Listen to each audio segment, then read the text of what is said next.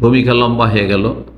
এখন প্রথম লক্ষণ বলি, ভালো মরণের, ভালো মৃত্যুর লক্ষণ, সেটা হচ্ছে যখন নেক মানুষ মারা যায়, যে জান্নাতি, তার ভবিষ্যৎ উজ্জ্বল, যখন মারা যাবে তারপরে তার কপালটা ঘেমে উঠবে, কপালে ঘাম থাকবে, কপালে ঘাম ঝরবে। এই মর্মে হাদিস রয়েছে, নবী সাল্লাল্লাহু আলাইহি সাল্লাম থেকে বুরায়দা রাদিয়াল্লাহু তাআলা আনহু বর্ণনা করেছেন, নবী সাল্লাল্লাহু আলাইহি ওয়াসাল্লাম বলেন, আল মুমিনু ইয়ামুতু বিআরাকিল জাবিন, মুমিন ইমানদার ব্যক্তি মারা যায় কপালের ঘামের সাথে, মানে তার মৃত্যুর সময় কপালটা ঘেমে যায় বা কপালে ঘাম দেখা যায়, ঘাম প্রবাহিত হয়। মুসনাদ আহমদে রয়েছে, তিরমিজিতে রয়েছে, নাসাইতে রয়েছে, ইবনে মাজাহ, মুস্তাদরাক হাকিম হাদিসটি রয়েছে। আল্লামা আলবানী রাহিমাহুল্লাহ হাদিসটিকে সহিহ বলেছেন, 6665 সহিহুল জামি। এই ঘাম হয় কেন, এ সম্পর্কে কি জানা আছে? একজন নেক মানুষ মারা গেলে ওর ঘাম কেন হয়? কারো যদি জানা থাকে তো বলেন, আর না জানা থাকে তাহলে আমি বলি। আচ্ছা, এ কারো হাত উঠাবেন জানা থাকলে। ঘামে কেন? বেশ কয়েকটি উক্তি বলা হয়েছে, তার মধ্যে সবচেয়ে ভালো, যেটি বেশি সহি মনে হচ্ছে সেই উক্তিটি, সেটা হচ্ছে যে যখন মুমিন ব্যক্তি দেখে যে আল্লাহ আমাকে এত পুরস্কৃত করেছেন, এত আল্লাহ আমাকে সম্মানিত করেছেন, অথচ আমি তো আরো কিছু করার ছিল, অনেক কিছু করার ছিল, আমি তো বেশি কিছু করে আসিনি, আল্লাহ আমাকে মাফ করে দিয়েছেন, আল্লাহ আমার এত মর্যাদা উঁচা করেছেন, আল্লাহ আমাকে জান্নাত নসিব করেছেন, জাহান্নাম থেকে রক্ষা করেছেন, এইগুলো যখন বুঝতে পারে তখন লজ্জায় ঘাম চলে আসে। দুনিয়াতে কোনো ব্যক্তি যদি লজ্জিত হয় তাহলে ঘামে না, ঘামে না, ঘাম ছুটে যায়। আপনি কোনো জায়গায় যদি লজ্জায় পড়ে যান তাহলে ঘাম ছুটে যাবে শরীর থেকে। তো এটি একটি উক্তি।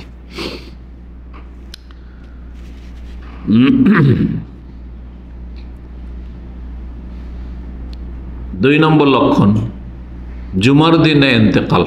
আর জুমার দিন মানে বৃহস্পতিবারের সন্ধ্যা থেকে, বৃহস্পতিবারের দিন সূর্য ডুবা থেকে শুরু করে জুমার দিন সূর্য ডুবা পর্যন্ত, এটা হচ্ছে জুমার দিন। চাঁদের সাথে সম্পর্ক ইসলামের দিন এবং রাতের। তো জুমার রাতে বা জুমার দিন, জুমার রাত মানে আজকের রাত, কিন্তু বৃহস্পতিবার দিন গিয়ে রাত। আমাদের দেশের মানুষরা কীভাবে, জুমার রাত মানে জুমার দিন পার হওয়ার পরে রাত, না ওইটা শনিবারের রাত, শনিবারের রাত। জুমার দিনে অথবা রাতে যদি কেউ মারা যায় তাহলে আল্লাহ তাকে কবরের ফিতনা থেকে, কবরের পরীক্ষা থেকে, শাস্তি থেকে আল্লাহ রক্ষা করবেন। আব্দুল্লাহ বিন আমর বিন আস রাদিয়াল্লাহু তাআলা আনহু থেকে হাদিস এই মর্মে বর্ণিত হয়েছে, ক্বালা রাসূলুল্লাহ সাল্লাল্লাহু আলাইহি ওয়াসাল্লাম বলেন, মা মিন মুসলিমিন ইয়ামুতু ইয়াওমাল জুমআতি আও লাইলাতাল জুমআ, কোন মুসলিম যদি জুমার রাতে বা জুমার দিনে মারা যায়, ইল্লা ওয়াকাহুল্লাহ ফিতনাতাল কবরে, তাহলে তাকে আল্লাহ কবরের পরীক্ষা নিরীক্ষা থেকে, ফিতনা থেকে রক্ষা করবেন। ফিতনা মানে ইমতিহান, ফিতনা মানে পরীক্ষা। আর কবরের পরীক্ষা হচ্ছে মান রব্বুকা, তোমার রব, তোমার মালিককে, মা দিনুকা, তোমার দিন কি, তোমার জীবন বিধান কি, কোনটা তুমি বিশ্বাস করে তোমার জীবন বিধান হিসাবে দিন। আর মান নবিয়ুকা বা মাহাজার রাজুল আল্লাযী বুইসা ফীকুম, সেই ব্যক্তিত্বকে তুমি কি চেনো যাকে তোমাদের কল্যাণের উদ্দেশ্যে প্রেরণ করা হয়েছিল। যদি মুমিন হয় বলবে হুয়া রাসূলুল্লাহ সাল্লাল্লাহু আলাইহি ওয়াসাল্লাম। এই পরীক্ষায় হিমশিম খাবে না, পরীক্ষা তার জন্য সহজ, এই পরীক্ষা তার জন্য সহজ হয়ে যাবে। জি। আর যখন পরীক্ষা সহজ, পরীক্ষায় ফেল করলো না, পাশ করলো, তাহলে কবরে আযাব হবে না, কবরে আযাব হবে না। যার কবরে আযাব, এইখানে প্রথমখানে আযাব নাই, তাহলে জাহান্নামে আযাব হবে না, হাশরের মাঠে আযাব হবে না, মনে রাখবেন। কারণ কোরআন এবং হাদিস দ্বারা যেটা প্রমাণিত হয় যে যাদের অস্থায়ী শাস্তি এটা দুনিয়া থেকে শুরু হয়, পাপীদের শাস্তি দুনিয়া থেকে শুরু হয়। অনেক পাপী আছে আল্লাহ রাব্বুল তাকে ভালোবাসেন, এটাকে আপনারা খারাপ নেবেন না, নেগেটিভ, ভালোবাসেন, চান না যে জাহান্নামে দেবো এই বান্দাকে আমি, সেই জন্য অতদূর পর্যন্ত তার পাপকে জমিয়ে রাখেন না। দুনিয়াতে বিভিন্ন বালা মুসিবত দিয়ে তার মোচন কয়েকদিন কাফারা হয়ে যায়। অসুখ হলে কাফারা হয় না, হাদিস আছে না? জ্বর হয়েছে, সর্দি কাশি হয়েছে, বিভিন্ন রোগ, পেটের রোগ, অমুক রোগ, তমুক রোগ, সবগুলিতে গুনাহ মাফ আছে। মর্যাদা উঁচা হচ্ছে, গুনাহ মাফ হচ্ছে। যাদের গুনাহ নেই মর্যাদা উঁচা হইতে লেগেছে, কিন্তু গুনাহ আছে, অধিকাংশ মানুষের গুনাহ আছে। সুতরাং এই যে গুনাহগুলি হচ্ছে দৈনন্দিন, অসুখ বিসুখে কি হয়ে যাচ্ছে, গুনাহ মাফ হয়ে যাচ্ছে। শুধু শারীরিক না, বালা মুসিবতে না, পারিবারিক অশান্তি। আল্লাহ চান আপনার জন্য কল্যাণ, যে তোমার পানিশমেন্টটা এখানে হয়ে যাক, যাতে তোমাকে কবরে শাস্তি না পেতে হয়, তোমার জাহান্নামে শাস্তি না পেতে হয়। এটা আপনাকে ভালো মনে করতে হবে যে আমার জন্য এটা কি, ধাক্কা খেলে মক্কার দিকে ফেরা, ধাক্কা খেয়ে সংশোধন। কিন্তু এত পাপ যে দুনিয়ার এসব বালা মুসিবত এসেছে, অথবা আল্লাহ চেয়েছে যে না, একে কঠিন শাস্তি দেবো, একে দুনিয়ার শাস্তি, হালকা শাস্তি দিয়ে কাজ হবে না। কবর আযাব শুরু হয়েছে। কবর আযাব জাহান্নামের একটা অংশ। কবরের আযাবেও মাফ হলো না, এত গুনাহ করেছে। যদি এমন হতভাগা হয়, এমন পাপী হয় যে কবরের শাস্তি দিয়েও মাফ হলো না, তখন গিয়ে জাহান্নামের সম্মুখীন হবে। তাহলে একজন মুসলিম যদি তার ইসলামটাকে টিকিয়ে রাখতে পারে, আর ইসলাম টেকানো হচ্ছে তাওহীদ থাকবে, সুন্নাহ থাকবে, শিরক থাকবে না, কুফরি থাকবে না, নাস্তিকতা থাকবে না, বড় মুনাফিকই থাকবে না, কাবিরা গুনাহ থাকতে পারে, দুনিয়ায় ধাক্কা খেয়েছে, না হলে কবরে ধাক্কা খেয়েছে, শাস্তি পেয়েছে, এগুলো দিয়ে মাফ হয়ে গেছে। ওই জাহান্নামের ওই সময় আস্তে আস্তে তার এমন হয়ে গেছে, কাফারা মোচন হয়ে পাক পবিত্র হয়ে গেছে, আর জাহান্নামের সম্মুখীন হইতে হলো না। ভালো হইলো কি হলো না? তাহলে দুনিয়াতে যদি অসুখ বিসুখ হয় তো সবসময় নেগেটিভ নেবেন, বলে আলহামদুলিল্লাহ, আল্লাহ আমার গুনাহ খাতা মাফ করছে, কিন্তু নিজে থেকে চেয়ে নেবেন না। আবার অনেকে আছে দিন সম্পর্কে জ্ঞান না থাকার কারণে, আল্লাহ আমি আখিরাতের শাস্তি চাই না, যা দিবা এখন দিয়ে দাও। তো মূর্খ এটা চাওয়া নিষেধ আছে, বরং নবী সাল্লাল্লাহু আলাইহি ওয়াসাল্লাম বলছেন সালুল্লাহ আল আফিয়া, আল্লাহর কাছে নিরাপত্তা কামনা করো, দুনিয়াতে আল্লাহ আফিয়াত দান করো, এবং কবরের জীবনে আফিয়াত দান করো। আফিয়াত মানে হচ্ছে সার্বিক নিরাপত্তা, স্বাস্থ্যগত, মানসিক, শারীরিক, আর্থিক, পারিবারিক, সামাজিক, জাতীয়, আন্তর্জাতিক ইত্যাদি সব রকমের আফিয়াত। যেন একটি হাদিস রয়েছে, আল্লাহ আফিয়ানি ফি বাদানি, আল্লাহ আমাকে আফিয়াত দান করো শরীরের ক্ষেত্রে। তারপরে আফিয়ানি ফি সামঈ ওয়া বাসারি, মুখী, দিমাগ, মস্তিষ্ক, স্মৃতিশক্তি ইত্যাদি, আহলি ওয়া মালি ওয়া দীনি ওয়া দুনিয়ায়া, দুনিয়া সব কিছুতে আফিয়াত। রাস্তাতে চলার ক্ষেত্রে আফিয়াত নাই, ঝামেলা একজন ঝামেলা বাঁধিয়ে দিল, মারামারি, আপনি চান না, তারপরে জবরদস্তি হতে পারে না। আফিয়াত, আল্লাহর কাছে যখন আফিয়াত চাইবেন, তো এগুলো থেকে আল্লাহ বাঁচিয়ে রাখবেন। যতই শয়তান আপনার শয়তানি করুক, আল্লাহ কিভাবে যে রক্ষা করবেন কত শয়তান থেকে। মানুষ শয়তান এরকম অনেক আছে, আপনি ভালো মানুষ চান না, তারপরেও আপনার সাথে ঝামেলা বাঁধিয়ে দেওয়া, হয়তো ফাঁসিয়ে দিতে পারে। আপনিও তো মানুষ, একটু রিয়াকশন দেখালে কি থেকে কি হয়ে গেল, বড় আফিয়াত। এই জন্য নবী সাল্লাল্লাহু আলাইহি সাল্লাম সাহাবায়ে কেরামদেরকে আমভাবে, আর বিশেষ করে প্রিয় চাচা, সম্মানিত চাচা আব্বাস রাদিয়াল্লাহু তাআলা কে বলছেন, ইয়া আম্মে সালিল্লাহ আল আফিয়া, চাচা সবসময় আল্লাহর কাছে আফিয়াত চান। আফিয়াত অত্যন্ত ব্যাপকপূর্ণ অর্থ।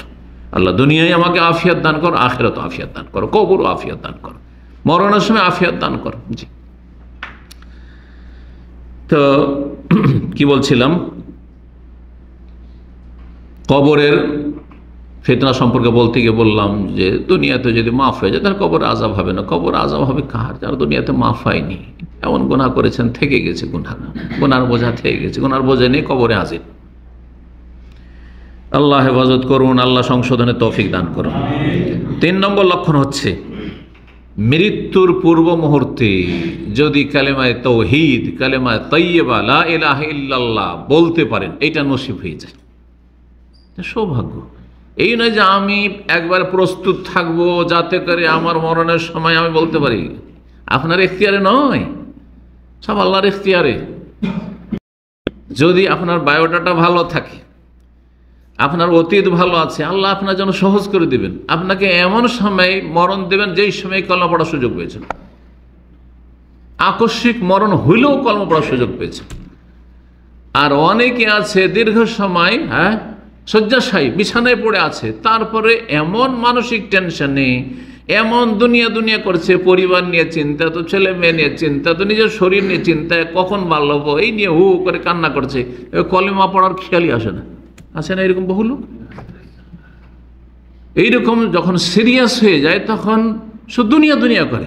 হাই কি হবে, এতগুলো টাকা সব কোথায় কোথায় পড়ে আছে, মার্কেটে পড়ে আছে, তো আমার স্ত্রী কি হবে, এখন তো বেশি বয়স হয়নি, তো আমার ছেলে মেয়েদের কি হবে, সব তো নাবালক নাবালিকা হয়ে আছে। এগুলো নিয়ে চিন্তা করতে করতে মত চলে আসলে কলমাই নসিব হলো না। আর আরেকজনের হয়তো 2-4-5 মিনিটের মধ্যে হঠাৎ করে মত হয়ে গেল, কিন্তু আলহামদুলিল্লাহ কালেমা পড়তে পেরেছে। যাহলে ফজলুল্লাহ ইউতিহি মান ইয়াশা, সেটি আল্লাহর ফজল, আল্লাহর অনুগ্রহ। আল্লাহ যে কাকে দেবেন যার অন্তর চাইবে, যার অন্তর ওই সততা আছে, নিয়ত। আল্লাহ আমাদেরকে তৌফিক দান করুন। শেষ কালেমা যদি লা ইলাহা ইল্লাল্লাহ, লা ইলাহা মানে কিন্তু মন্ত্র না, এটা আমাদের দেশের বক্তারা, শেষখানে যদি কালেমা পড়ে নিতে পারেন তো জান্নাত পেয়ে যাবেন। এত ডাল ভাত নয় জান্নাত। আল্লাহ বলেছে আম হাসিবতুম আন তাদখুলুল জান্নাহ, তোমরা কি ভাবছো যে জান্নাতে এত সহজে চলে যাবো? ওয়ালাম্মা ইয়াতিকুম মাসালুল্লাযিনা খালাউ মিন ক্বাবলিকুম মাসাতহুমুল বাসা ওয়াদ-দাররা ওয়া যুলজিলু হাত্তা ইয়াকুলা রাসূলুল্লাযিনা আমানু মাতা নাসরুল্লাহ। কত কষ্ট করেছে ইসলামের জন্য, ইসলাম রক্ষার জন্য, নিজের জীবন কোরবানি করেছে, জানমাল কোরবানি করেছে, দেশ থেকে বিতাড়িত হয়েছে, মক্কা থেকে বিতাড়িত হয়েছে, কত ঝুঁকি নিয়েছে। এত সহজ মনে করছে? এই তো রেডিমেড ইসলাম পেয়ে গেছেন। যেমন স্ত্রী খাবার দাবার তৈরি করছে রেডিমেড, আর খাচ্ছেন, আর কদর করছেন না স্ত্রীর। আপনি 3 বেলা খাবার, বাসায় গেলে খাবার রেডি হয়ে আছে। যারা এখানে প্রবাসে আছেন ব্যাচেলর, তারা বুঝতে পারছেন, অনেকটা বুঝতে পারছেন। তারপর অনেকে বুঝেও না বুঝার ভান করছেন, বুঝছেন না। কদর করেন, মূল্যায়ন করেন। যে আপনি বাসায় থাকলে, বাড়িতে থাকলে চিন্তা করুন তো আপনার পরিবারের কাছে কোনো টেনশন নেই, কাপড় যথাসময়ে রেডি আছে। হ্যাঁ, ব্যাচেলারদের জন্য, এখানে প্রবাসীদের জন্য সবচাইতে ভারী কাজ দুটো কিন্তু আপনারা বলে থাকেন, কি? একটা হচ্ছে পাক শাক করা, আর একটা হচ্ছে কাপড় ধোয়া। যার পয়সা আছে তো বেশি বেতন আছে দিয়ে দিচ্ছেন, লন্ড্রিতে দিয়ে দিচ্ছেন, কিন্তু বাকিরা তো অনেকে চিন্তা করছে একটা রিয়েল।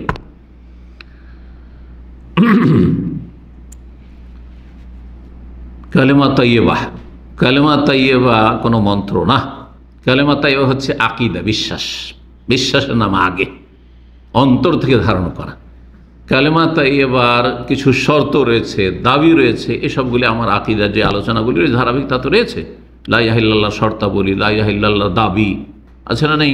জি হ্যাঁ। লা ইলাহা ইল্লাল্লাহর অর্থ জানতে হবে, সেই অনুযায়ী আপনাকে জীবন গড়তে হবে। তাওহীদ প্রতিষ্ঠা করা অন্তর থেকে, যা হয়েছে হয়েছে অতীতে, কিন্তু আশহাদু আল্লা ইলাহা ইল্লাল্লাহ ওয়া আশহাদু আন্না মুহাম্মাদুর রাসূলুল্লাহ, আমি এখন সাক্ষী দিচ্ছি অন্তর থেকে এবং জবানে উচ্চারণ করছি। আর সুযোগ পেলে যতটা আল্লাহ সুযোগ দেবে আমি কাজে পুরোপুরি পরিণত করব যে আল্লাহ ছাড়া কোনো সত্য মাবুদ নেই, এবং সাক্ষ্য প্রদান করছি মুহাম্মদ সাল্লাল্লাহু আলাইহি ওয়াসাল্লাম আল্লাহর রসুল। সুতরাং এক আল্লাহ ছাড়া কারো ইবাদত করব না, আর এক রসুলের তরিকা ছাড়া কোনো তরিকায় জীবনযাপন করব না। কেউ আমার জন্য আদর্শ নয় একমাত্র রাসূলুল্লাহ সাল্লাল্লাহু আলাইহি ওয়াসাল্লাম ছাড়া, আর কেউ আমার মাবুদ নয় আল্লাহ ছাড়া। ইবাদত একমাত্র আল্লাহর জন্য, আর তরিকা একমাত্র রাসূলুল্লাহ সাল্লাল্লাহু আলাইহি ওয়াসাল্লাম। এই কথা অন্তর থেকে শক্ত করে ধারণ করে অন্তর থেকে যখন বেরিয়ে আসবে লা ইলাহা ইল্লাল্লাহ, সেইটা কাজে আসবে। আর শুধু একটু কলমা পড়েন, কলমা পড়েন, মুমূর্ষু ব্যক্তি বলছেন কলমা পড়েন, বা তার পাশে সবাই কলমা লা ইলাহা ইল্লাল্লাহ, লা ইলাহা ইল্লাল্লাহ। আরে এইরকম মন্ত্র পড়ে কি হবে? হ্যাঁ, যদি অন্তর থেকে পড়ে তাহলে হবে। যার জ্ঞান আছে দিন সম্পর্কে সে অন্তর থেকে পড়বে, যার জ্ঞান নেই সে কী করে অন্তর থেকে পড়বে? মনে করছে মুখে উচ্চারণ করলে কাজ হয়ে গেল, হয়তো না। মুআয ইবনে জাবাল রাদিয়াল্লাহু তাআলা আনহু থেকে বর্ণিত, তিনি বলছেন কালা রাসূলুল্লাহ সাল্লাল্লাহু আলাইহি ওয়াসাল্লাম, রাসূলুল্লাহ সাল্লাল্লাহু আলাইহি ওয়াসাল্লাম বলেছেন মান কানা আখিরু কালামিহি লা ইলাহা ইল্লাল্লাহ, যার সর্বশেষ বাক্য হবে, বাণী হবে, কথা হবে লা ইলাহা ইল্লাল্লাহ। তাহলে বোঝা গেল লা ইলাহা ইল্লাল্লাহ শুধু লা ইলাহা ইল্লাল্লাহ বলা যাবে। আসলো না হাদিসে? কি আসলো? মান কানা আখিরু কালামিহি লা ইলাহা ইল্লাল্লাহ, না আশহাদু আল্লা ইলাহা ইল্লাল্লাহ আসলো? কিছু কিছু আমার দেশের চরমপন্থী বক্তা আছে, সহিহ আকীদার দাবিদার, বলছে আশহাদু আল্লা ইলাহা ইল্লাল্লাহ বলতে হবে, লা ইলাহা ইল্লাল্লাহ বলা বেদাত। এটা ভুল কথা, আসলে এগুলো বাড়াবাড়ি। হাদিস স্পষ্ট। দেখেন, একজন মানুষ যখন বলছে লা ইলাহা ইল্লাল্লাহ, তার অন্তরে কথা আছে, আমি এটা সাক্ষী দিচ্ছি। অনেক কথা আমরা বলি না, কিন্তু সেটা সেখানে কি থাকে? উজ্জ্ব থাকে। উজু থাকে না? খাওয়া দাওয়া করবেন না, শুধু না বললেন। আচ্ছা, আগের কথাটা যদি একেবারে মুছে ফেলা হয়, বা শুধু না যখন বলছেন তখন একজন লোক ঢুকলো, শুধু নাটা শুনলো, কিছু বুঝবে? কিছু তো বুঝবে না। যারে ভাই না বললেন শুধু, তো ওইদিকে কিসে না বলে আমি তো বুঝলাম না। কথা ঠিক কিনা? কিন্তু যেই ব্যক্তিকে আপনি না বলছেন, ও তো বুঝছে আপনার কথা, যে কিসে না বললেন। খাওয়ার কথা বলেছেন না, যাবেন অমুক জায়গায়, বলছেন না। কথা বোঝা গেছে না? ঠিক তেমন একজন মানুষ, একজন মুসলিম যখন বলছে লা ইলাহা ইল্লাল্লাহ, তার মানে আমি সাক্ষী দিচ্ছি আশহাদু, এখানে উজ্জ্ব আছে লা ইলাহা ইল্লাল্লাহ। তো আশহাদু দিয়েও বলা যেতে পারে এবং সেটাই ভালো। কিন্তু কেউ যদি শুধু লা ইলাহা ইল্লাল্লাহ বলে, যথেষ্ট, তাওহীদের ঘোষণা করলো। সে লা ইলাহা ইল্লাল্লাহ, তাওহীদের ঘোষণা, আল্লাহর একত্বের ঘোষণা করলো। আর কালেমাতে লা ইলাহা ইল্লাল্লাহ কালেমা বলা বেদাত, আর আশহাদু বলতে হবে, না না না না, এসব বাড়াবাড়ি আসলে বর্জনীয়। জি, আল্লাহ রাব্বুল আলামিন যেমন বাড়াবাড়ি নিষেধ করেছেন, তেমন ছাড়াছাড়ির শিথিলতাও নিষেধ করেছেন। যেমন বেদাতীদের মধ্যে শিথিলতা আছে, তেমন চরমপন্থীদের মধ্যে, এক শ্রেণীর লোকদের মধ্যে কি আছে? বাড়াবাড়িটা আছে। দুটোই কিন্তু ত্যাগ করতে হবে। মান কানা আখিরু কালামে, যার সর্বশেষ কথা হবে লা ইলাহা ইল্লাল্লাহ, আল্লাহ ছাড়া কোনো সত্য মাবুদ নেই, মিথ্যা মাবুদ আল্লাহ আছে। যে যাকে পূজা করছে তার সেটা মাবুদ, তার মাবুদ, আমার মাবুদ না, সে মিথ্যা। দাখালাল জান্নাহ, যেই ব্যক্তি লা ইলাহা ইল্লাল্লাহ শেষখানে বলবে, সে জান্নাতে প্রবেশ করবে। এই জন্য লা ইলাহা ইল্লাল্লাহ যদি মুমূর্ষু ব্যক্তি বলে নেয়, আর আপনি সেখানে আছেন, তারপরে তাকে অন্য গল্পতে লাগায়েন না, অন্য কথা, পারিবারিক কথা আর বলিয়েন না। কেমন আছেন, কেমন লাগছে আপনাকে, হ্যাঁ, এসব বলার দরকার নেই। লা ইলাহা ইল্লাল্লাহ বলেছে, বাস থেমে যান, যাতে করে শেষখানে কি হয়? আখিরু কালামি লা ইলাহা ইল্লাল্লাহ। এটা অনেকে খেয়াল করছেন না হয়তো, যে কলমা তো কয়েকবার পড়িয়ে দিয়েছি, কিন্তু শেষখানে তো হইল না। যথাসাধ্য চেষ্টা করুন, আল্লাহ রাব্বুল আলামিন যেন আমাদেরকে লা ইলাহা ইল্লাল্লাহর উপর মত দান করেন। দাখালাল জান্নাহ, জান্নাতে যাবে। হাদিস সহিহ মুসলিমের, আবু দাউদের মুস্তাদরাক হাকিমের, সহিহ মুসলিমে হাদিস রয়েছে। আমার দেশের বক্তারা, বড় এক বক্তারা, আমি কোনো সময়, যে আন্তর্জাতিক খ্যাতি সম্পন্ন বক্তা, তার বক্তব্য হাদিসে তারা বাড়ায়, যে হাদিস তো মুখস্থ নেই তাদের, কিছু বানাওয়াট কথা আরবিতে বললেই তো আমাদের দেশের পাবলিক মনে করে যে হাদিস, তাই না? মান কানা আখিরু কালামে ইনদাল মউতি লা ইলাহা ইল্লাল্লাহ, শুনবেন ওই সব বক্তব্য, শোনার দরকার আছে না? ইনদাল মউত কোনো হাদিসে নেই, বুঝছেন না? মান কানা আখিরু কালামেই আছে, আর আখিরু কালামেহি ছাড়াও আছে মান কালা লা ইলাহা ইল্লাল্লাহ দাখালা জান্নাহ, যে লা ইলাহা ইল্লাল্লাহ বললো সে জান্নাতে যাবে। লা ইলাহা ইল্লাল্লাহ, সেটাকে বলার পরে, সাক্ষ্য প্রদান করার পরে, বিশ্বাস করার পরে সেটাকে ধারণ করে থাকলো আজীবন, একবারে মরণ পর্যন্ত। আমলের জগৎ একবারে পুরো তাওহীদের লা ইলাহা ইল্লাল্লাহর উপর গেল, তাহলে দাখালা জান্নাহ। আর শেষখানে বলতে পারলে সেটা আরো নবায়ন হয়ে গেল। আছেই তো আগে থেকে লা ইলাহা ইল্লাল্লাহ আমাদের অন্তরে, কিন্তু শেষখানে যদি বলেন নাই, তো এটা কি হয়ে গেল? রিনওয়াল হয়ে গেল। হ্যাঁ, সেটা আরো কি হয়ে গেল? স্পষ্ট করে দিল, শেষখানে আবার ঘোষণা করে দিল। আল্লাহ রাব্বুল আলামিন আমাদেরকে তৌফিক দান করুন, ভালো মরণ দান করুন। 4 নম্বর লক্ষণ শাহাদাতের মরণ। শহীদ হয়ে কেউ যদি মারা যেতে পারে, কিন্তু শহীদ মানে শুধু এই নয় যে রণক্ষেত্রে কেউ মারা গেলে শহীদ। শহীদ 2 রকম, একটা হচ্ছে হাকিকি শহীদ, শাহাদাতুন হাকিকিয়া, মানে সত্যিকার অর্থে শহীদ, যেটা ইসলামের পরিভাষা। আর একটা হচ্ছে হুকমি শহীদ, মানে শরীয়তের বিধানগত শহীদ। আল্লাহ বিধানে, কোরআন এবং হাদিস এর হুকুম হচ্ছে সে শহীদ হয়ে মারা গেছে। আর একটা হচ্ছে সত্যিকার অর্থে শহীদ হয়েছে। দুনিয়ার যে কিছু বিধিবিধান রয়েছে সেটা হাকিকি শহীদের ক্ষেত্রে, যেমন শহীদকে গোসল দিতে হবে না, হ্যাঁ, শহীদকে গোসল দিতে হবে না, যাতে করে এই যে রক্ত ঝরছে, রক্ত নিয়ে আল্লাহর সামনে হাজির হয়। কিন্তু এছাড়াও আরও বেশ কিছু শহীদ রয়েছে। একটি হাদিস রয়েছে যে আল্লাহর রাস্তার, আল্লাহর কালেমাকে উঁচা করতে গিয়ে শহীদ হওয়া ছাড়াও আরও কয় রকমের শহীদ রয়েছে? হাদিস জানা আছে কারো? কয় রকম? আর হ্যাঁ, 7 রকম। 7 রকম। ওই হাদিসে 7 রকম রয়েছে, কিন্তু ওই 7 রকমের ভিতরে আরেকটা নেই, যেটা অন্য হাদিসে রয়েছে। মান কুতিলা দুনা মালিহি ফাহুয়া শহীদ, নিজের ধন সম্পদ রক্ষা করতে কেউ যদি মারা যায় সে শহীদ। অমান কুতিলা দুনা আহলিহি ফাহুয়া শহীদ, কেউ স্ত্রী ছেলে মেয়েদেরকে রক্ষা করতে গিয়ে মারা যায়, আর স্ত্রীর জুলম ধর্ষণ ধর্ষণ করতে কেউ এসছে, আর সেই জন্য সে মারতে গেল সেই ধর্ষককে, আর সে মারা গেল, শহীদ। জি, ছেলে মেয়েদেরকে কেউ মারতে এসছে, খুন করতে এসছে, আর ছেলে মেয়েকে রক্ষা করতে গিয়ে সে মারা গেল, সে শহীদ। কিন্তু এই নয় যে আবার এদিকেও লাঠি নিয়ে ওইদিকে, যেমন আমাদের দেশের গ্রাম অঞ্চলের মারামারি চলে, এখানে শহীদ নয়, কিন্তু এখানে দুই দলই জাহান্নামী।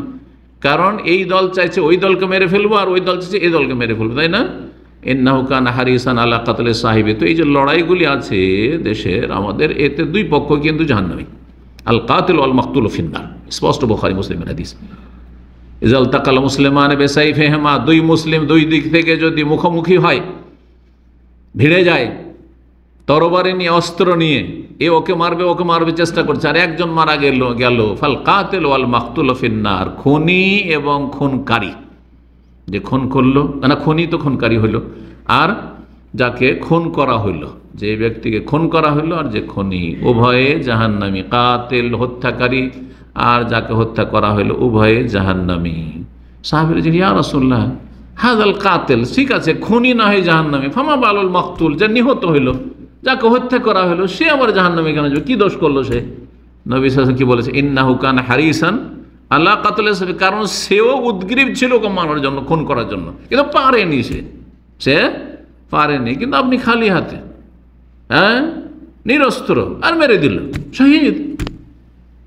তবে যখন দেখছেন যে আমাকে মারার জন্য আসছে, তখন প্রতিরোধ করার জন্য, আত্মরক্ষার জন্য যখন অস্ত্র ধরবেন, সেটা আলাদা। কিন্তু দুই দিক থেকে, দুই বাড়ি থেকে লাঠি নিয়ে বেরিয়েছেন, তো দুই দলই মারতে চান, তাই মারামারি করতে চান, জাহান্নামী দুই দলই। শহীদের মত কেউ যদি মারা যায়, এই মর্মে যে অনেকগুলি শহীদ রয়েছে, যে বলছিলাম যে 7 রকমের, ওই হাদিসটা সংক্ষেপে শুনে রাসূলুল্লাহ সাল্লাল্লাহু আলাইহি ওয়াসাল্লাম বলছেন যে ওমা তাউদ্দুনা শাহাদা, তোমরা শাহাদাত কোনটাকে বলো? আল্লাহ যে শহীদ হইল, এটা কাকে শহীদ তোমরা বলে? কালু আল কাতলু ফি সাবিলিল্লাহি তাআলা, আল্লাহর রাস্তায় কেউ যদি নিহত হয় আল্লাহর কালেমা উঁচা করতে, তাহলে সে শহীদ হলো। তখন রাসূলুল্লাহ সাল্লাল্লাহু আলাইহি ওয়াসাল্লাম বলছেন আশ-শাহাদাতু সাবউন সিওয়াল কাতল ফি সাবিলিল্লাহ, আল্লাহর রাস্তায় নিহত হওয়া ছাড়াও 7 রকমের আরো শহীদ রয়েছে। এক হচ্ছে আল মাতউনু শাহীদুন, প্লেগ মহামারীতে কেউ যদি মারা যায়, শহীদ।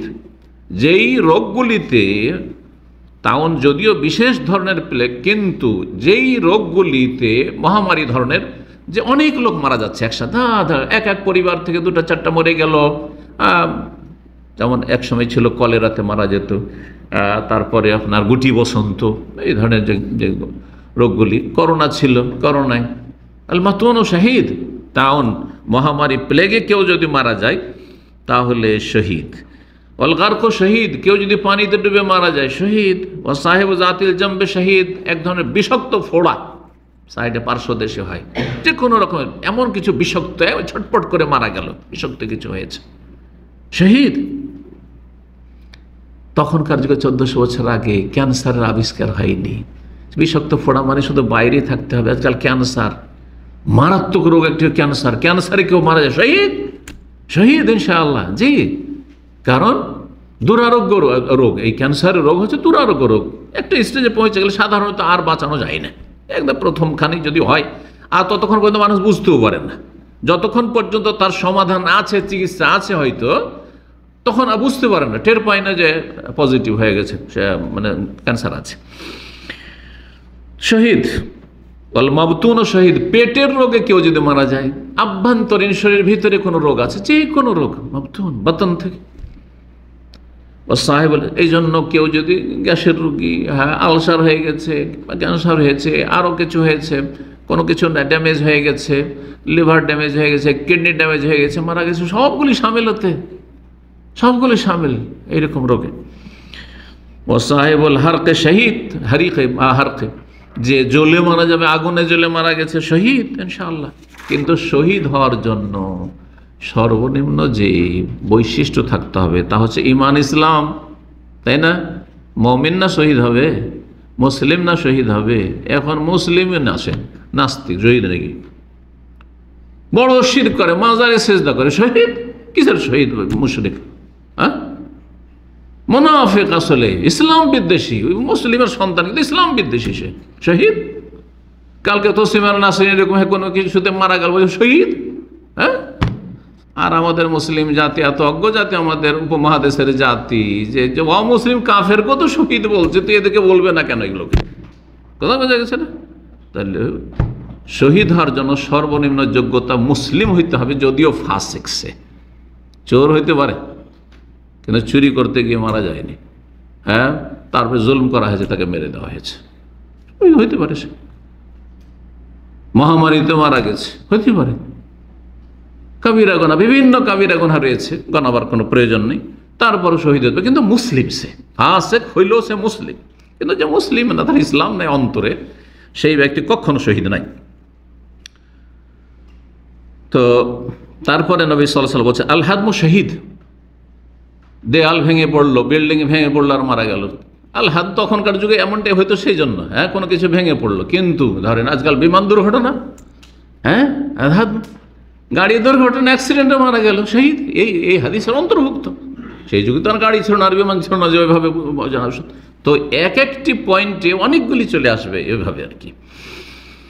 তারপরে বলছেন নবী সাল্লাল্লাহু আলাইহি ওয়াসাল্লাম ওয়াল মারআতু তামুতু বিজুমইন শহীদ, আর যেই মহিলা প্রসূতি অবস্থায় মারা যায়, বাচ্চা ভূমিষ্ঠ হওয়ার আখ্যানে, মানে বাচ্চা ভূমিষ্ঠ হওয়ার এতে আর কি, প্রসব বেদনায় মারা গেল আগে, অথবা বাচ্চা ভূমিষ্ঠ হওয়ার পরে বা তার সাথেই মারা গেল, তাহলে সেও শহীদ ইনশাআল্লাহ। সুনান আবু দাউদের হাদিস, আর মুসনাদ আহমদের রয়েছে, নাসাইতে রয়েছে, ইবনে মাজায় রয়েছে, হাদিস সহিহ। 5 নম্বর লক্ষণ, কেউ যদি যে কোনো এবাদতের অবস্থায় মারা যায়, অথবা এবাদতের জন্য প্রস্তুতি নিচ্ছে অবস্থায় মারা যায়, এবাদতে আছে অথবা এবাদতের জন্য প্রস্তুত হচ্ছে, ওই সময় হঠাৎ করে মত, তাহলে তার নিয়ত কিন্তু এবাদতে চলে গেছে। যেন আজান হয়েছে, আজান হওয়ার সাথে উঠছেন, আপনি দাঁড়াচ্ছেন, আর ওই সময় পড়ে গেলেন, মারা গেলেন, সালাতটা তো পড়তে পারলেন না, কিন্তু আপনাকে এই যে বসেছিলেন, কথা বলছিলেন, কিসে উঠালো? কোন নিয়তে? কিসে? সালাত হাইয়া আলাস সালাহ হয়েছে, এই জন্য উঠেছেন। তাহলে আপনি জানো এবাদত শুরু হয়ে গেছে, আপনার নিয়তের অন্তরের এবাদত শুরু হয়ে গেছে। সুতরাং শহীদ ইনশাআল্লাহ। এবাদতের অবস্থায় শহীদ বলবো না, বলবো যে এটা হচ্ছে হুসনুল খাতেমা। আমি আগে শহীদের আলোচনা চলবে, শহীদ বলেছি। সেটা হচ্ছে যে আপনার ভালো মতের একটি লক্ষণ হচ্ছে এবাদতের অবস্থায় মারা যাওয়া। যেমন কোনো ব্যক্তি সলাত অবস্থায় মারা যাচ্ছে, কেউ সিয়াম রোজা অবস্থায়, সিয়াম অবস্থায় সে ফরজ হোক অথবা নফল হোক, অথবা কোনো একটি আলোচনায় আছে, আলোচনা করছে অথবা আলোচনা শুনছে। আমাদের পুরাতন সেন্টার ছিল, সেখানে 2005-06 দিকে এরকম হবে, ঠিক সালটা মনে নেই। জুমার দিনে আমার তাফসীর চলছিল, অথবা কোনো একটা দার্স চলছিল জুমার দিনে। আপনারা ছিলেন কেউ, দেখেছেন? এই যে মাশাআল্লাহ অনেকে ছিল। সুবহানাল্লাহ, একটা লোক আধা ঘন্টা মসজিদে, কিন্তু আমার জুমার খুতবার অনুবাদ শুনেছে বড় মসজিদে। তারপরে এখানে এসে আধা ঘন্টা গিয়েছে, প্রায় 1.5 ঘন্টা তখন আলোচনা করতাম কমপক্ষে। আর তারপর হঠাৎ করে ধম করে পড়ে গেল, অথচ বয়স 30-35-এর বেশি হবে না। তারপরে আমি দেখছি যে হইচই শুরু হয়ে যাবে, 2-4 জনকে বললেন যে তাড়াতাড়ি আপনারা বাইরে নিয়ে যান, দিয়ে হাসপাতাল নিয়ে যাওয়ার ব্যবস্থা করেন। আমি ভাবতে পারিনি যে লোকটি মারা যাবে। আর তারপরে আমি কিন্তু বক্তব্য কন্টিনিউ করতে থেকেছি, বক্তব্য বন্ধ করিনি, বক্তব্যটা শেষ করলাম। তারপর জানতে পারলাম যে মারা গেছে, তাকে অ্যাম্বুলেন্স এসে হাসপাতালে উঠিয়ে নিয়ে গেছে। নিচে এসেছিল, আর নিচে তখনই হার্ট অ্যাটাক করে মারা গেছে। আর সেই নিচে থেকে বলেছে যে না, চেক করেছে। তারপরে যারা এসেছিল আপনার অ্যাম্বুলেন্স নিয়ে বললো যে না, শেষ হয়ে গেছে, তাকে নিয়ে গেছে সেন্ট্রাল হসপিটালে, যারা মহামে সেখানে নিয়ে গেছে। ভালো লক্ষণ এটি হচ্ছে ভালো মরণের লক্ষণ, যে কোনো ভালো অবস্থায় মারা গেল, অথবা যাচ্ছে দিন শিক্ষার জন্য যাচ্ছে, এলেম শিক্ষার জন্য যাচ্ছে, সে মাদ্রাসার ছাত্র হোক, অথবা মাদ্রাসার শিক্ষক হোক, অথবা আপনার ইসলামী সেন্টারে আসছে রাস্তায়, অথবা যাচ্ছে আল্লাহ রাস্তায় গেল। কিন্তু এগুলোকে আল্লাহর রাস্তা বলা হয়েছে, হাদিসে বলা হয়েছে মান খারাজা লিতালাবিল ইলম ফাহুয়া ফি সাবিল, যে এলেম হাসিল, দ্বীনের জ্ঞান অর্জনের জন্য বের হলো, সে আল্লাহর রাস্তায় যে মারা যাবে। তো বলছিলাম, কেউ যদি এবাদতের অবস্থায় মারা যায়, এবাদতের সৎ নিয়ত নিয়ে মারা যায়, তাহলে এবাদতের অবস্থা যে কোনো এবাদত হোক না কেন, তাহলে সেই ব্যক্তি এইরকমই হজের অবস্থায়, ওমরার অবস্থায়, এহরাম অবস্থায়, এহরামে আছে আর মারা গেল, ভালো, তার এটা ভালো লক্ষণ, এই মরণটি ভালো লক্ষণ, এমন ভালো লক্ষণ যে নবী সাল্লাল্লাহু আলাইহি সাল্লাম বলেছেন যে এহরাম অবস্থায় মারা গেছিল, বলে ইগসেলু হবে মাইন ওয়া সিদরিন, তাকে পানি এবং বরই পাতা দিয়ে, কুল পাতা দিয়ে গোসল দিয়ে দাও, আর ওয়াকাফিনুহু ফি সাওবাইহি, তার যে দুটো এহরামের কাপড় আছে ওই দুটোতেই তাকে কাফন দাও, আলাদা কাপড় দেবে না, এবং এহরামের কাপড় তার কাছ থেকে নেবে না, বদলাবে না।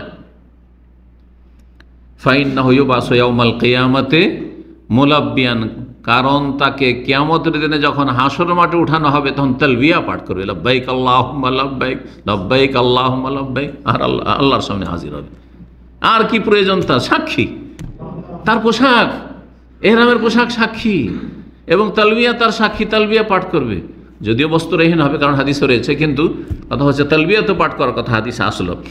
তো এই হচ্ছে সাক্ষী। এই মর্মে সূরা নিসার আয়াত নম্বর 100 বলা যেতে পারে। এখানে মহান আল্লাহ ইরশাদ করেছেন, ওয়া ইয়াখরুজ মিন বাইতিহি মুহাজিরান ইলাল্লাহি ওয়া রাসূলি, কেউ যদি আল্লাহর দিকে হিজরত করে বাড়ি থেকে বেরোয়, বাসা থেকে বেরিয়ে এসছেন আপনারা, বাড়ি থেকে বেরিয়েছে কোনো মাদ্রাসার ছাত্র শিক্ষক, বাড়ি থেকেও বেরিয়েছে কোনো বক্তা আলোচক, আলোচনা করার জন্য, বক্তব্য করার জন্য। ওমাইয়া খরচ মিন বাইতিহি, যেই ব্যক্তি নিজ বাড়ি থেকে বেরোইল, মুহাজিরান ইলাল্লাহি ওয়া রাসূল, আল্লাহ এবং রাসূলের দিকে হিজরত করে। আল্লাহ রাসূলের দিকে হিজরত করা কি? আল্লাহর দিনের জন্য, আল্লাহর দিনের জন্য, সেটা মসজিদে ইবাদত বন্দেগীর জন্য হোক, আর দিন শিখার জন্য হোক, ইলমের জন্য হোক, আমল করার জন্য হোক, যে কোনো কাজে, ভালো কাজে হোক, নেকির কাজে যাচ্ছে, বাপ মার সাথে দেখা করতে যাচ্ছে, ছেলে মেয়ের সাথে দেখা করতে যাচ্ছে, এবং এই ইমানি চেতনা নিয়ে যে ছেলে মেয়েদের হক আছে, সে সফরে যাচ্ছে, সফরে নেকি পাবেন, কিন্তু নেকির নিয়তটা থাকতে, ইন্নামাল আমালু বিন্নিয়াত। অধিকাংশ লোকেরা ওই নিয়ত করেন না, ও 2 বছর 3 বছর হয়ে গেল ভাই যাইনি, তো একটু দেশে যাচ্ছি, কিন্তু এই ইমানি চেতনা নিয়ে যে আমি আমার স্ত্রীর হক আদায় করার জন্য যাচ্ছি, যেটা আমার উপর ফরজ, আমার ছেলে মেয়েদের হক আছে, তাদের খোঁজ খবর নেওয়া, সরাসরি যাওয়া, যদি সবসময় সময় দিতে পারছি না, কী করবো, পারছি না, তো যাচ্ছি, ছুটি যাচ্ছি, আল্লাহর সন্তুষ্টির জন্য যাচ্ছি, এবং আমার ফরজ দায়িত্ব পালনের জন্য যাচ্ছি, যাতে আল্লাহর কাছে আসামের কাঠগড়ে হাজির না হইতে হয়। তাহলে এই অবস্থায় আল্লাহর উদ্দেশ্যে আপনার এই হিজরত, আল্লাহর উদ্দেশ্যে আপনার এই যাত্রা। যেই ব্যক্তি আল্লাহর উদ্দেশ্যে এবং রাসূলের উদ্দেশ্যে হিজরত করবে, বাড়ি থেকে বেরো হিজরত করবে না শুধু হিজরতই নয়, বরং যেই কোনো দিনের কাজে। আমাদের যখন দুর্ঘটনা হয়েছিল রিয়াজ থেকে আসার পথে, দামাম থেকে 100 কিলোমিটার দূরে, এই কয়েক বছর আগে, যে 2016 সম্ভবত ছিল, তো ওই সময় 2 জন, আল্লাহ তাদের শাহাদাত কবুল করুন, তো তাদের সম্পর্কে যখন জানলেন আমাদের ডাইরেক্টর, তো এই আয়াতটি পড়েছিলেন। তাদের একজন দিন শুনতে গেছিলেন দিনের কথা, আর একজন দায়ী ছিলেন, তিনি কিছু বলার জন্য গেছিলেন। তাহলে ওয়া ইয়াখরুজ মিন বাইতিহি মুহাজিরান ইলাল্লাহি ওয়া রাসূলিহি, এই আয়াত ওদের ফিট হচ্ছে না? হচ্ছে না। এইরকমই যে কেউ দিন শিখার জন্য যেখানে এখানে ইসলামিক সেন্টারে আসছে, যাচ্ছে, অথবা বসেছিল, এর মধ্যে শামিল হবে না? হবে না? অবশ্যই শামিল হবে। সুম্মা ইউদরিকুহুল মউত, তারপরে আল্লাহ রাস্তায় বেরিয়েছিল আর মউত তাকে পেয়ে গেল, মরণ পেয়ে গেল। ফাকাদ ওয়াকা আজরুহু আলাল্লাহ, তো আল্লাহর কাছে তার নেকি সাব্যস্ত হয়ে গেছে, আল্লাহর কাছে তার পারিতোষিক প্রতিদান সাব্যস্ত হয়ে গেছে। আল্লাহু আকবার। ওয়া কানা আল্লাহু গফুরুর রহিম, সূরা নিসা আয়াত নম্বর 100। রাসূলুল্লাহ সাল্লাল্লাহু আলাইহি ওয়াসাল্লাম একটি হাদিস শুনে এই মর্মে, রাসূলুল্লাহ বলছেন, ইযা আরাদাল্লাহু বিআবদিন খাইরান, আল্লাহ যদি কোনো বান্দার সাথে মঙ্গলের ইচ্ছা করেন, আল্লাহ ভালো করতে চান, কোনো বান্দার কি চান? ভালো চান, মঙ্গল চান। তাহহারাহু ক্বাবলা মাউতিহি, তো তার মরণের আগে আল্লাহ তাকে পাক পবিত্র করে নেন, কারণ নাপাক হয়ে গেলে কিন্তু কবরের আযাব, মানে পাপের নাপাকি নিয়ে, পাপের বোঝা নিয়ে গেলে, তো এইখানে আল্লাহ পাক পবিত্র করে নেন। তাহলে কাউকে যদি আল্লাহ দুনিয়াতে পাক পবিত্র করে দেন বালা মুসিবত দিয়ে বা কিছু দিয়ে, তাহলে কি হয়? ভালো, তার জন্য ভালো। আল্লাহ তার সাথে কি করেছেন? মঙ্গলের ইচ্ছা করে। এই কথাটি একটু আগে বলছিলাম। যদি আল্লাহ কোনো বান্দার সাথে কল্যাণের ইচ্ছা করেন, তো কি করেন? তাকে তার মরণ, তাহহারাহু ক্বাবলা মাউত, তার মরণ আগে পাক পবিত্র করে নেন। কালু, সাহাবীরা বলেন, ওয়ামা তহুরুল আবদে, বান্দাকে পাক পবিত্র কেমন করে আবার আল্লাহ করেন? মরণ আগে আল্লাহ পাক পবিত্র করে নিলেন, কিভাবে? কালা আমালুন সালিহুন ইউলহিমুহু ইয়াহু, কোনো আল্লাহ ভালো আমলের তৌফিক দিয়ে দেন, ভালো কাজ করার তৌফিক দিয়েছেন ওই সময়, ওই মুহূর্তে, যেই সময় তার মরণ চলে আসছে। ঠিক মরণের সময় এমনি দুনিয়ার কাজে না, কোনো ব্যবসা বাণিজ্যও নাই, দুনিয়াতেও নাই, আর এমনি বসে আছে বা একটু মোবাইল টিপাটিপি করছে, ওই সবে না, নেকির কাজে লেগে আছে, কোরআন তেলাওয়াত করছে, হঠাৎ করে মারা গেল। হ্যাঁ, দিন শিখছে, হঠাৎ করে মারা গেল। অথবা সালাত আদায় করছে, হঠাৎ করে মারা গেল, সালাতের জন্য উঠেছে, পড়ে গেল। জি, বলছেন তাকে আল্লাহ এলহাম করেন যে তুমি কিছু ভালো আমল করো এই সময়, কারণ তোমার মরণ চলে এসছে। মনে এলহাম মানে হচ্ছে অন্তরে ভালো কথার উদ্রেক হওয়া, ভালো কথার মন মানসিকতা তৈরি হওয়া। হাত্তায়াক বেদাও আলী, তার ওপর আল্লাহ তার রূহটাকে কবজ করতে চান। তাবরানির হাদিস, আবু উমামা সাহাবী থেকে বর্ণিত, রাসূলুল্লাহ সাল্লাল্লাহু আলাইহি ওয়াসাল্লাম তিনি বর্ণনা করেছেন। হাদিস আল্লামা আলবানী রাহিমাহুল্লাহ সহিহ বলেছেন, সহিহুল জামের 306 নম্বর হাদিস। এখানে মনে পড়ে গেল আমাদের একজন অত্যন্ত প্রিয় এবং সম্মানিত শেখ, তিনি মক্কাতুল মুকাররমায় দীর্ঘ সময় ধরে থাকতেন। আমরা যখন মদিনার ছাত্র ছিলাম সেই সময় তিনি মক্কাতুল মুকাররমায় থাকতেন। তিনি হচ্ছেন আল্লামা শেখ ওজাইর শামস রাহিমাহুল্লাহ তাআলা। তিনি জামিয়া সালেফা বানারস থেকে, আমরা যে মাদ্রাসা থেকে পড়েছিলাম সেখান থেকে পড়ে এসে মদিনা ইউনিভার্সিটিতে ভর্তি হয়েছিলেন, সেখানে অনার্স করেছেন। আর তারপরে মক্কাতুল মুকাররমায় তিনি মাস্টার্স এমফিল করেছেন। তারপরে সেখানে পিএইচডি কমপ্লিট প্রায় হয়ে গেছিল, কিন্তু তার যে সুপারভাইজার ছিলেন একজন ইজিপশিয়ান, তার সাথে মতের ভিন্নতার কারণে তার সাথে একটা খারাপ আচরণ করে থাকেন। তারপরে তিনি আর সেদিকে যাননি, তিনি গবেষণায় লেগে যান রাহিমাহুল্লাহ তাআলা। তার সাথে অনেকবারই আমার দেখা সাক্ষাৎ হয়েছে, দেখা হয়েছে মক্কায় কয়েকবার দেখা হয়েছে, বিভিন্ন মজলিসে হারামেও দেখা হয়েছে রাহিমাহুল্লাহ তাআলা। আর তার সাথে ইন্ডিয়াতে দেখা হয়েছে জামিয়া বুখারীতে, যেখানে আমি শিক্ষকতা করতাম এক সময়, সেখানে উনি গিয়েছিলেন। আর ওনার 2 ভাই 4 ভাই তারা মাদানী, সুবহানাল্লাহ। পরিবার খুব এলমি পরিবার, কিন্তু 4 ভাই তারা মাদানী। তার মধ্যে 2 ভাই আমাদের যুগে একই সময়, যদিও একই ফ্যাকাল্টিতে ছিলাম না, কিন্তু একই সময়ে 2 ভাই লেখাপড়া করতো জামিয়া ইসলামিয়াতে। তার মধ্যে এক ভাই একসময় আমার সাথে কলিগ হয়ে শিক্ষকও ছিলেন জামিয়া বুখারীতে। এখানে আমার দাম্মাম আসার আগে, আজকে থেকে 25 বছর আগের কথা বলছি।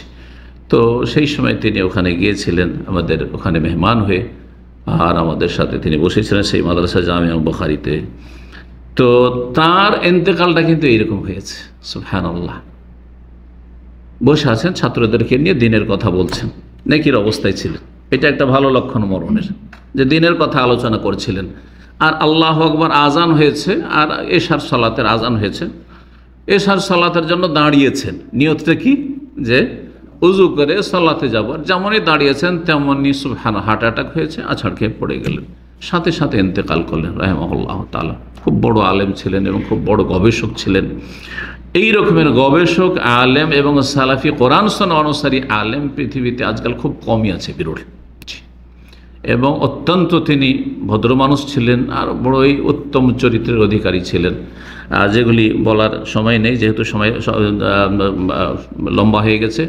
দোয়া করে রব্বুল আলমীর কাছে আল্লাহ রব্বুল আলম তার উপর রহম করেন, রাহিমাহুল্লাহ তাআলা রাহমাতান ওয়াসিয়া, এবং তার গুনাহ খাতা মাফ করে দেন, তার মর্যাদাকে আল্লাহ উঁচা করেন, তাকে আল্লাহ জান্নাতুল ফিরদৌস দান করেন, এবং তার যে শোক সন্তপ্ত পরিবার পরিজন রয়েছে তাদেরকে আল্লাহর উত্তম ধৈর্য ধারণে তৌফিক দান করেন, এবং আল্লাহ তাদের ভালো তরবিয়তের, ভালো দেখাশোনার জন্য আল্লাহ ব্যবস্থা করে দেন। তো এই ছিল হাদিস। 6 নম্বর, কেউ যদি মদিনায় ধৈর্য ধারণ করে থাকতে পারে, মদিনায় থাকলো, মদিনায় মারা গেল, কিন্তু ধৈর্য ধারণ করে, এটা একটা শর্ত আছে কিন্তু। তাহলে মদিনায় শুধু পেটের জন্য থাকলে হবে না, এই ফজিলত পাবে না। আজকাল সৌদি আরবের অর্থনৈতিক অবস্থা ভালো, সেই জন্য আমি সৌদি আরব ছেড়ে যাব না, আমি মদিনা ছেড়ে যাব না, মক্কা মদিনাতে থাকবো, এইরকম তো অনেকে থাকতে চায়। কিন্তু হ্যাঁ, অভাবের সময়, যখন এখানে দুর্ভিক্ষ ছিল, অভাব ছিল, অথবা এখনও হয়তো অভাব নেই আলহামদুলিল্লাহ, কিন্তু আমার দুনিয়া গরজ নাই, আমি ডাল ভাত যা কিছু পাই, আর এখানে যদি আমি 5000 পাই, আর যদি আমি মদিনাতে 1000, 2000, 1500 পাই, কোনো রকম পেট চলে, সেখানে আমি থাকব। এইভাবে যদি কেউ মদিনায় ধৈর্য ধারণ করে, আর ধৈর্য ধারণ হচ্ছে 3 রকমের। আর সবর আল্লাহ তাআতিল, আল্লাহর দিনের উপর ধৈর্য ধারণ করা, আল্লাহর দিন আঁকড়ে ধরে থাকা। তাহলে দিন পালন করতে হবে মদিনা থেকে। মদিনায় বেনামাজি হয়ে থাকলে হবে না, মদিনায় পাপ করলে হবে না, এইসব মর্যাদা পাওয়া যাবে না। মদিনায় বসবাস করে মদিনায় মরেছে পাপী, তো সে কি পাবে নাকি? তার কি এটা ভালো লক্ষণ হলো মরণের? না, না, ভালো লক্ষণ নাই। তো মদিনায় ধৈর্য ধারণ করে থাকা মানে হচ্ছে নেকির কাজ ধৈর্য ধারণ করা। মদিনায় ধৈর্য ধারণ করা মানে হচ্ছে গুনাহ থেকে আস-সাবরু আন মাসিয়াতিল্লাহ, গুনাহ থেকে বেঁচে থাকা। মদিনায় ধৈর্য ধারণ করা মানে হচ্ছে বালা মুসিবতের ওপর, আর্থিক সংকটে বা বিভিন্ন রকমের বালা মুসিবত, সেই বালা মুসিবতে সবর করা, ধৈর্য ধারণ করা। কারণ নবী সাল্লাল্লাহু আলাইহি ওয়াসাল্লাম যখন প্রথম মদিনায় হিজরত করে এসেছিলেন তখন মদিনায় খুব রোগ হইত, মদিনার আবহাওয়া ভালো ছিল না। এই ফজিলত সেই সময় নবী সাল্লাল্লাহু আলাইহি ওয়াসাল্লাম বর্ণনা করেছেন মদিনার। তো এই মর্মে একটি হাদিস রয়েছে আবু হুরায়রা রাদিয়াল্লাহু তাআলা আনহু থেকে, আল মদিনা, মদিনা সম্পর্কে বলছে, মান সাবারা আলা শিদ্দাতি ওয়া লাওয়াইহা, কেউ যদি মদিনার কষ্টে এবং বিপদ আপদে দুর্যোগে ধৈর্য ধারণ করে থাকে, কুনতু লাহু শাফিয়ান আও শাহিদান ইয়াউমাল কিয়ামাহ, তাহলে তার জন্য আমি সুপারিশকারী হব কিয়ামতের দিনে এবং তার জন্য সাক্ষী থাকব। হয় সাক্ষী থাকবো বলেছেন, নয় সুপারিশকারী। মুসনাদ আহমদ, তিরমিজিতে হাদিস রয়েছে, সিলসিলা সহিহা 4073। আর এই হাদিসটি অন্য ভাষায় সামান্য পার্থক্যের সাথে সহিহ মুসলিমও রয়েছে 2446। ওই হাদিসটি শোনায়, নবী সাল্লাল্লাহু আলাইহি ওয়াসাল্লাম মের কাছে বলছেন, হ্যাঁ, এক লোক বসেছিলেন আব্দুল্লাহ বিন ওমরের কাছে। সেই লোক হচ্ছে জুবাইরের স্বাধীনকৃত গোলাম। ফিতনার সময় যখন কলহ বিবাদ চলছিল, সে উমাইয়া আমলে জুলম অত্যাচার চলছিল, এই শহরে থাকবো না, গ্রাম অঞ্চলে কোথাও চলে যাব, মদিনা ছেড়ে চলে যাব, এই তার চিন্তা চেতনা ছিল। তো এসে সে বলছেন যে একজন মহিলা, সে কৃতদাসী ছিল, স্বাধীনকৃত দাসী, সালাম দিল, আসার পরে বলছে, ইন্নী আরাদতুল খুরুজা ইয়া আবা আব্দুর রহমান, আব্দুল্লাহ বিন ওমরকে বলছে যে আমি মদিনা থেকে বেরিয়ে যেতে চাই। ইশতাদ্দা আলাইনা জামানা খুব কঠিন হয়ে গেছে, এখানে বসবাস, ফিতনা, বালা মুসিবত, আমি থাকবো না।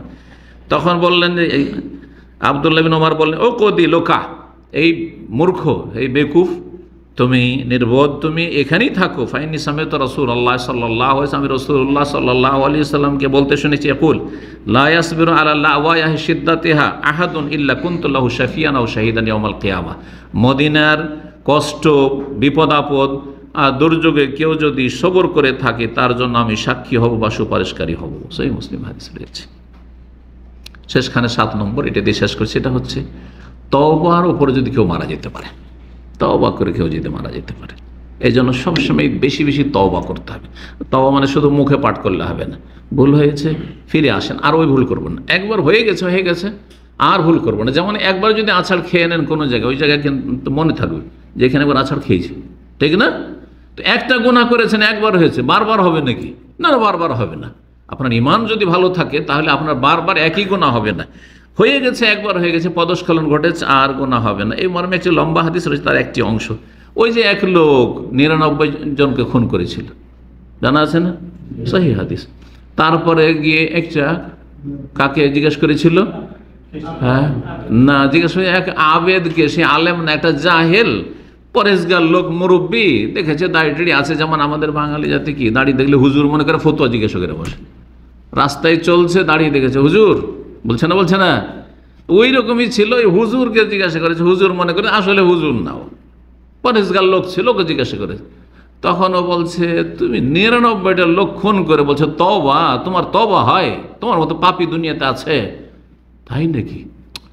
আমার যখন তওবা কবুল হবে না তো কি বলতে, একে শেষ করে দিই। যখন আমাকে জাহান্নামে যেতে হতো ভালো করে যাই, তো 100টা পুরা করিয়ে দিল। তারা ফের চিন্তা হলে, দেখি আবার জিজ্ঞেস করি কাউকে। তখন এক আলেমের কাছে গেছে, আলেমের কাছে জিজ্ঞেস করতে হবে কার কাছে এলেম আছে। হ্যাঁ, শুধু রূপ চেহারা দেখে নয়, জানতে হবে যে অমুক সত্যি আলেম, কোরআন শোনার আলেম। ওই আলেমের কাছে গিয়ে যখন তাকে বলা হলো যে ওর কাছে তোমার সমাধান পেতে পারো, এসে জিজ্ঞাসা করছে যে আমার কি তওবা আছে, আমার তওবা কবুল হবে? তো 100টা লোকে খুন করে ফেলেছি, কত বড় পাপী চিন্তা, 100 লোককে খুন করে, সেঞ্চুরি করে ফেলেছে। তখন সে আলেম বলছেন, অমাইয়াহুল বাইনা ওয়া বাইনা তওবাতে, তওবা এবং তার মাঝে কে অন্তরায় হতে পারে, কে তার তওবাতে বাধা দিতে পারে? তওবা অবশ্যই কবুল হবে। কেন তওবা কবুল হবে না? আল্লাহর সামনে তওবা করে, কেন তওবা কবুল হবে না? যাও, তুমি ভালো মানুষ, অমুক এলাকা আছে, ওখানে চলে যাও, আর ওখানে গিয়ে আল্লাহর ইবাদত বন্দেগী করো। আর যাচ্ছিল রাস্তায়, তারপরে রাস্তায় অর্ধেক রাস্তায় গিয়েছে আর মরণ চলে এসছে। শেষখানে কি ছিল? আযাবের ফেরেশতা, রহমত, জান্নাতের ফেরেশতা, জাহান্নামের ফেরেশতা, দুই দল ফেরেশতা এসে মানুষের রূপ ধরে এসে কি করছে? টানাটানি শুরু করে। মানুষের রূপ ধরে এসে বিচারক এসছে, কিন্তু তারা ঝগড়া করছিল। বলছেন যে ওই রকম ওখানে করে গিয়ে মারা গেল। যখন মারা গেল তখন ঝগড়া শুরু হয়ে গেল। রহমতের ফেরেশতা, রাজার ফেরেশতা, রহমতের ফেরেশতা বলছে, রহমতের ফেরেশতা যে কথাটি বলেছে এটা হচ্ছে আমাদের বিষয়, যা তায়েবান মুকবিলান বিকলবিহি ইলাল্লাহ, এ তো তওবা করে এসেছে। 100টা খুন করলে কি হবে? এ তো তওবা করে আল্লাহর কাছে এসেছে। এদিকে যাচ্ছিল কি করতে? ওকে পাপ করার জন্য যাচ্ছিল না নেকি করার জন্য যাচ্ছিল? তওবা করে যাচ্ছিল যে আরো ভালো মানুষ হয়ে যায়, ভালো মানুষের সংসর্গে যায়। সেই জন্য তোমরা তাকে জাহান্নামে নিতে পারবে না। ফাতাহুম মালাকুন, একজন ফেরেশতা, ফি সূরাতে আদমি, মানুষের রূপ ধরে আসলো, আর তারপর তাদের বিচার করে দিল যে দেখো মাপে টেপে দেখো যে কতটা কোন দিকে গেছে। তো মরণের সময় এত আবেগে ছিল যে মরে যাবে, তো একটু গায়ের জোরে একটু দেখি একটু এগিয়ে চলে গেছে, মাত্র আধা হাতের জন্য ওই নেকির দিকে, ওই যে নেক লোকেরা যেখানে ছিল, যেই গ্রামের সেদিকে একটু এগিয়ে গেছে, তাকে জান্নাতের ফেরেশতারা, রহমতের ফেরেশতা তার রূহকে নিয়ে চলে গেল। তো কি জন্য তার মাফ হলো? ওই যে তওবা করে এসেছে। তো তওবা যা হয়েছে হয়েছে অতীতে, যদি তওবা করে আপনি মরতে পারেন তো আপনার সৌভাগ্য। তো একটি হুসনুল খাতেমার আলামত হচ্ছে, বা ভালো মতের লক্ষণ হচ্ছে যে তওবার অবস্থায় মরণ হওয়া। এজন্য উচিত কি আমাদের সবসময় নিজেকে সংশোধন করে, পাপ মুক্ত করে আপডেট রাখা। ভুল হয়েছে সাথে সাথে তওবা, ভুল হয়েছে সুম্মা ইয়াতুবুনা মিন করিব, আল্লাহ কোরআনে বলছেন সাথে সাথে তওবা করেন। এই নয় যে দেরি করে, আরে করছি তো করেই নি, করছি তো করেই নি, হ্যাঁ নামাজটা ধরবো, আচ্ছা হজটা করি আর ফজর ছাড়বো না, বলে না অনেক বলে না, হ্যাঁ নামাজ আর ছাড়বো না, কখন? আচ্ছা ঠিক আছে, একটু মুরব্বি হয়ে যায়, বিশেষ করে আমার দেশের লোকেরা। হ্যাঁ দাড়ি ছাড়বো কখন? যখন শ্বশুর হয়ে যাবো তখন, তাই না? অতদিন বাঁচবেন, তাহলে তওবা করতে চান না। এই জন্য সবসময় তওবা করতে হবে। এই জন্য নবী সাল্লাল্লাহু আলাইহি ওয়াসাল্লাম আমাদের কি শিখিয়েছেন? অথচ নবীর জন্য তওবার কি প্রয়োজন? দিনে 100 বার করে তওবা, 70 বার বেশি তওবা। হাদিস, দুটো হাদিস রয়েছে। নবী সাল্লাল্লাহু আলাইহি ওয়াসাল্লাম আস্তাগফিরুল্লাহ ওয়া আতুবু ইলাইহি, আস্তাগফিরুল্লাহ ওয়া আতুবু ইলাইহি, অন্তর থেকে বলবেন, জবান দিয়ে উচ্চারণ করবেন এবং কাজে পরিণত করবেন যে আল্লাহ আমি ফিরে আসছি তোমার দিকে এবং গুনাহ থেকে মুক্ত হওয়ার জন্য আমি আপ্রাণ চেষ্টা করছি। আল্লাহ আমাদের সকলকে তৌফিক দান করুন। এখানে আজকের আলোচনা শেষ করছি। ওয়া সাল্লাল্লাহু আলা নবিয়্যিনা